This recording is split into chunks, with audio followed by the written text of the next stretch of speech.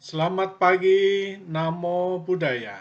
Jumpa lagi dengan saya, Puji Mujur, dalam seri Pendidikan Agama Buddha dan Budi Pekerti kelas 5 semester 1. Sekalian, kali ini kita masuk ke pelajaran bab 2, Pertapa Siddhartha menyiksa diri. Kita masuk ke pembelajaran 4, yaitu Bertapa menyiksa diri di hutan Uruwela. Siap untuk belajar? Mari kita mulai. Yo, silakan kalian duduk hening. Awali dengan doa pembuka belajar secara mandiri. Ikuti teks doa seperti ada dalam layar. Baca perlahan secara mandiri. Doa pembuka belajar dimulai. Baik, setelah kalian berdoa, yuk dilanjutkan dengan duduk hening. Silakan duduk dengan santai, mata terpejam, dan sadari nafas masuk dan keluar. Duduk hening, dimulai. Duduk hening, selesai. Nah, anak-anak sekalian, dalam pembelajaran 4 ini, setelah kalian belajar, diharapkan dapat 1. Disiplin dan bertanggung jawab dalam belajar agama Buddha. 2. Menjelaskan makna bertapa sebagai seorang pelajar dengan benar. 3. Menceritakan kisah masa bertapa Pangeran Siddhartha dengan benar. Masih ingatkah kalian? Apakah ini coba? Iya. Ini adalah gambar yang menceritakan Pertapa Siddhartha berguru kepada Alara Kalama. Setelah berguru pada Alara Kalama, tidak menemukan jawaban apa yang dicari, tidak menemukan pencerahan, kebahagiaan tertinggi, akhirnya beliau berguru kepada Udaka Ramaputta. Berguru kepada Udaka Ramaputta juga tidak menemukan pencerahan, tidak menemukan kebahagiaan tertinggi. Akhirnya beliau meninggalkan kedua orang guru tersebut dan pergi bertapa sendiri. Bagaimana ceritanya? Sampai di mana dia? Ayo mencari tahu. Akhirnya anak-anak, beliau sampai di hutan Uruwela.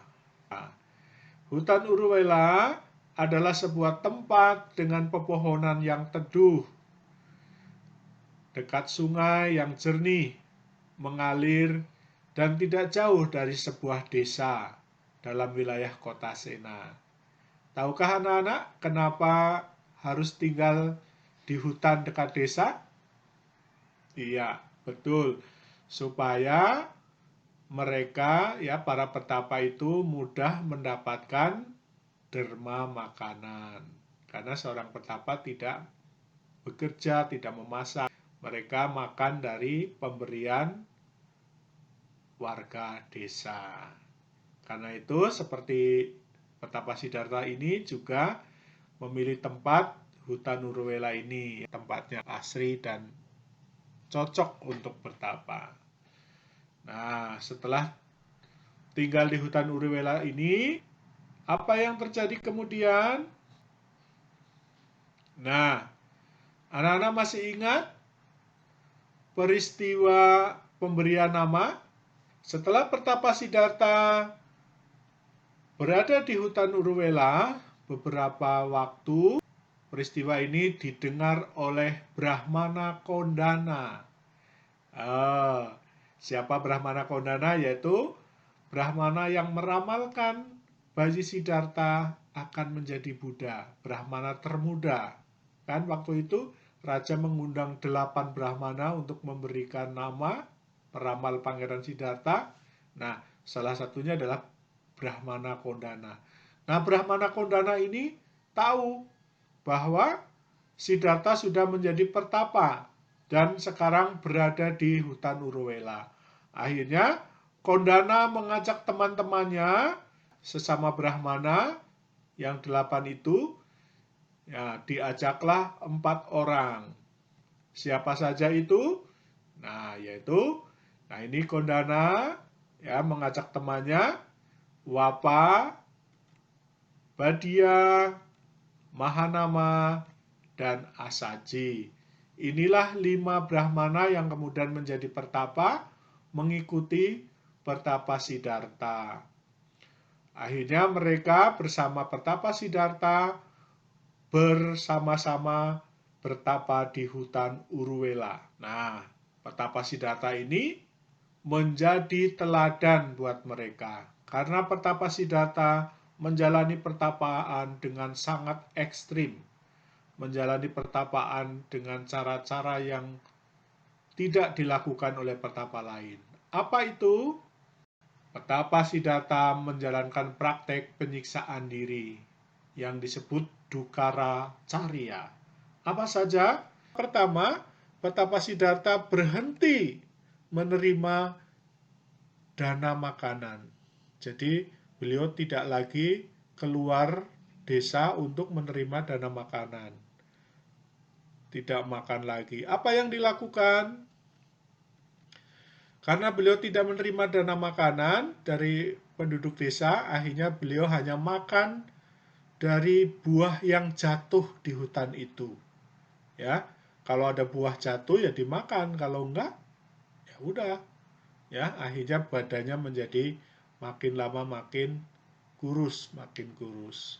Tetapi beliau tetap semangat, tetap waspada, tetap berjuang laksanakan pertapaannya. Selain berhenti makan, menerima dana makanan, dan kemudian hanya makan buah yang jatuh, beliau juga melaksanakan pertapa ekstrim yang lain, yaitu kalau siang hari berjemur di terik si matahari.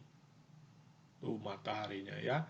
Siang hari berjemur, dan kalau malam hari beliau merendam diri di sungai. Selanjutnya, praktek pertapaan yang berikutnya, karena itu pun juga nggak menemukan jawaban, belum berhasil, beliau meningkatkan pertapaannya, yaitu dengan meditasi, menggeretakkan gigi. Jadi giginya ya diadu, ya digeretakkan sampai mendapatkan konsentrasi, bercucuran keringat. Ya, ini pun tidak berhasil. Kemudian beliau meningkatkan lagi dengan cara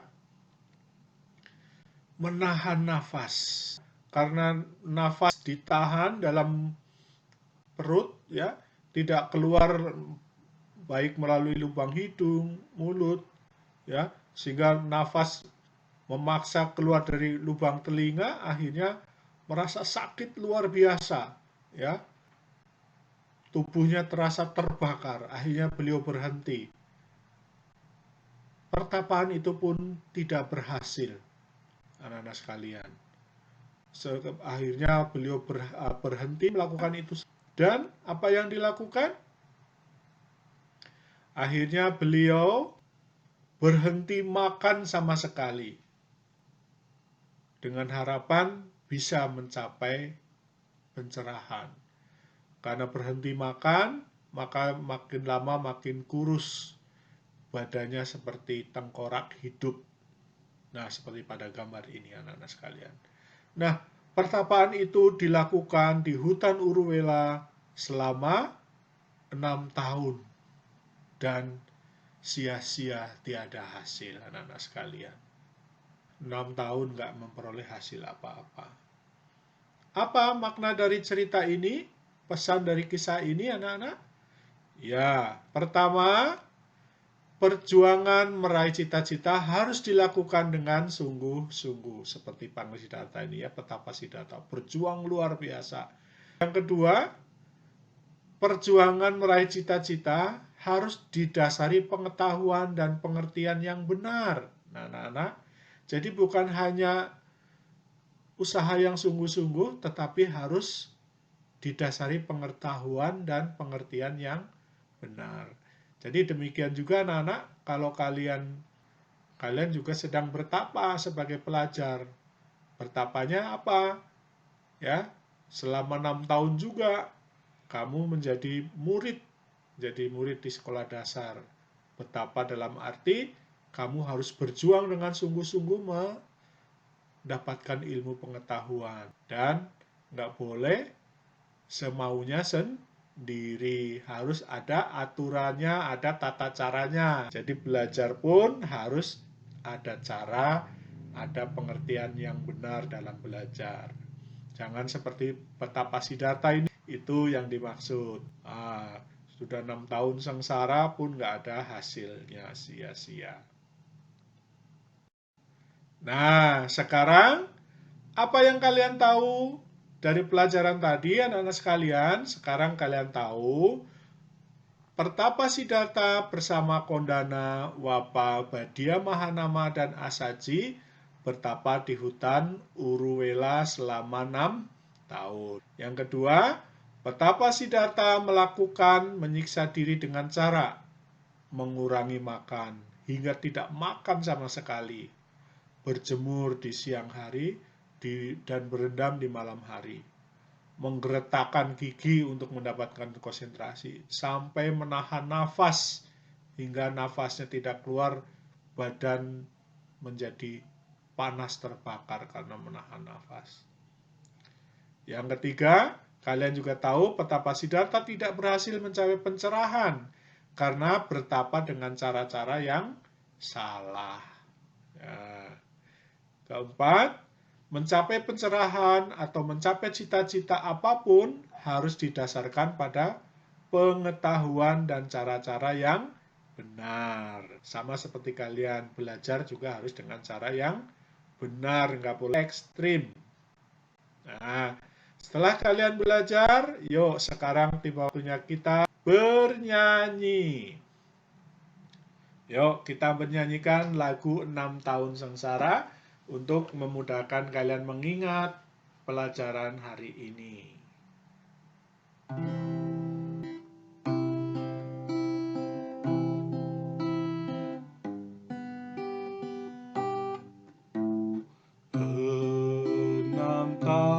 Sengsara di hutan Uruwela, sang pangeran Siddhartha melawan mara bahaya. Hati siapa tak sedih, badan kurus sekali, hampir saja beliau mati karena menyiksa diri. Tu malam yang sunyi, di bawah pohon bodhi,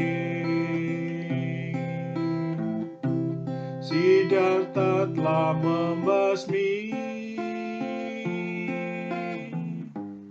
hawa nafsunya hati. Bulan Waisak purnama, Siddhartha menjadi Buddha.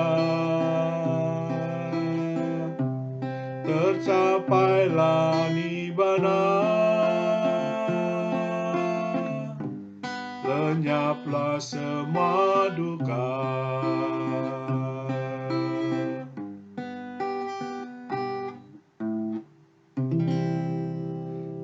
Demikian lagunya ya anak-anak sekalian. Coba kalian nanti belajar sendiri ya. Nah, setelah kalian belajar bernyanyi, kita lanjutkan dengan ayo berlatih. Nah, kalian anak-anak belajar pemecahan masalah. Yuk. Berdasarkan pesan dan makna dari kisah Pangeran Siddhartha bertapa menyiksa diri di atas, bantulah kisah Rudi berikut ini untuk memecahkan masalahnya. Nah, silakan ini di screenshot, dibaca, bantu Rudi memecahkan masalah.